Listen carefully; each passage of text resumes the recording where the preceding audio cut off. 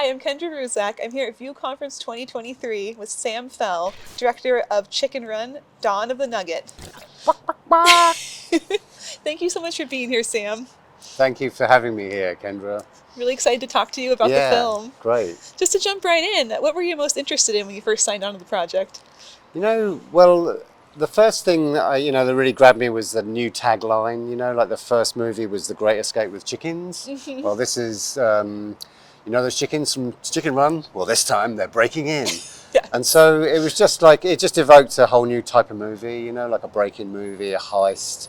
And Aardman are so inventive in their comedy, and there's a scale thing with the chickens being small and like clever props. Yeah. And there was a promise to that premise that it just looked like a lot of fun to do a break-in movie with Aardman. And of course, I've known Aardman for a long time, but Aardman also is a great attraction to me because I know that they know what a good movie looks like, and I know they won't let go until it's good enough. So you feel like you're going into a situation where, even though it's going to take a long time, you will come out with something worthwhile. Perfect. Yeah. So you worked in stop motion for a long time. Yeah. So with Aardman and Leica, how have you seen it change over time, with the integration of visual effects? Yeah, it's been really interesting. I actually started in the 80s, self-taught, and I made all my own puppets and filmed on 16mm film. Wow. And all very in camera, and all the 90s was in camera really, and all of our tricks were like little bits of monofilament, like hanging things up, and all like tricks to camera. Chicken Run itself was still on film in camera, and that's kind of when I left, because around about Chicken Run I pitched already this idea of a rat being flushed down his own toilet, which became Flushed Away, which actually turned into a CG movie, because at the time it was considered too big scope, too big scale, because I wanted to make London with rats, and that's a big ask for stop motion, so it went all CG.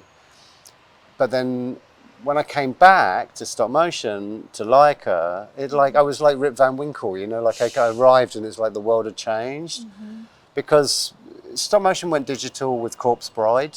That was like the first one that was shot digital. So by the time I got to 2008-9, and Henry had already done it with Coraline there, green screens were in play, rig removal, like multiple passes, like mixing scales. So like all of that had happened. And then arriving at Leica was even more amazing to me, because digital 3D printing was there, like Coraline was 3D printed faces. We used the first color 3D printer for this process. And so like our tests were really jittery, and the texture was all jittery, the color wasn't even, but we just went for it and we developed it as we went.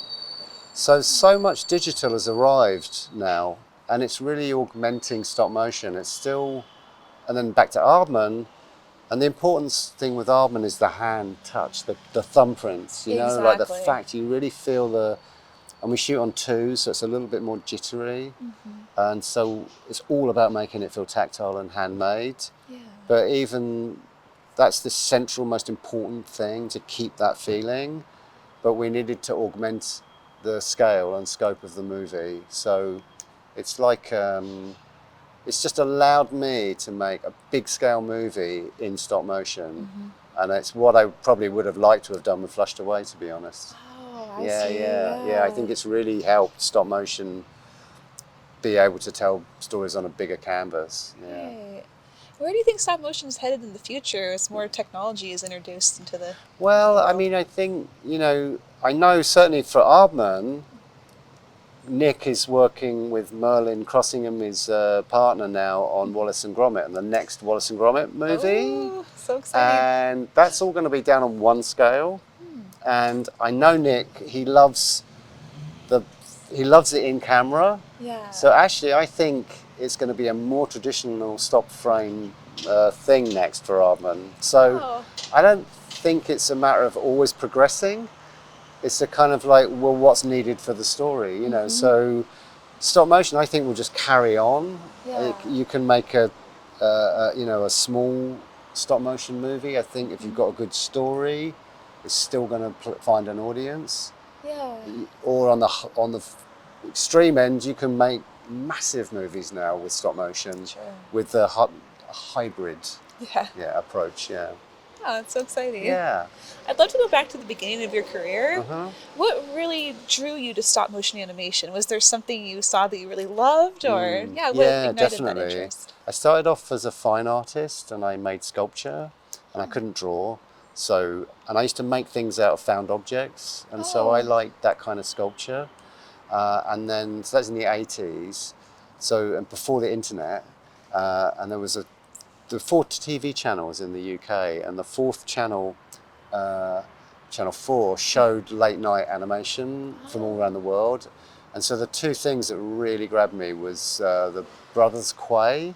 They're Americans from, I think they're like Pittsburgh or somewhere, or Brothers Quay. They made a film called The Street of Crocodiles, which is based on a Polish surrealist novel, and it's dark and creepy, but it was the texture and the lighting were just absolutely beautiful, and it was all found objects and old dolls and scissors and stuff. Wow. And then the other one is Jan Schwankmeyer, he's a Czechoslovakian master of stop motion, and he made many brilliant films, which I loved all of them. But he made a feature-length film of Alice in Wonderland in stop motion, which it's just incredible. And so it was just that magic. It's magic. Those two things really grabbed me. Yeah, and of course Aardman. The Aardman film. Creature Comforts. The early Aardman days. Sledgehammer, the pop video. Yeah, that's great. Is there any advice you wish you'd received when you were first starting out? Like anything you'd like to pass on to the next generation? Yeah, I started very much interested in the craft, and I taught myself to animate, make models, and but what I didn't really understand was storytelling very well. So my first short films, they don't make any sense, and they're kind of a bit. I think they don't let the audience in, So I would encourage anybody at the beginning to just think about stories and simple stories. Think about fairy tales. Try to make some films that are very simple. Even without a film camera, you can think of a story, simple beginning. Once upon a time, there was a dog. Every day, he liked to pee up a tree. And then one day, the tree was cut down. And so the dog had to go and find another tree and send him on an event. Simple stories. And then do a drawing for each of those lines. Each of those lines of the story, do a drawing, and then get a small audience, some friends or family, and tell them that story with the pictures. Oh. And you will start to learn how to communicate with images, and you will get a feeling for how to make people laugh, or get them interested, or scare them, so it's that simple blueprint, because that can be done very quickly, and you can learn things. You can learn very quickly then. In 6 months, you could come up with 12 stories and tell them, And then when you've figured out the one you really love, then you can start crafting it a bit more. That is such great advice. Yeah, I wish I knew that. Oh, that would have saved me 5 years.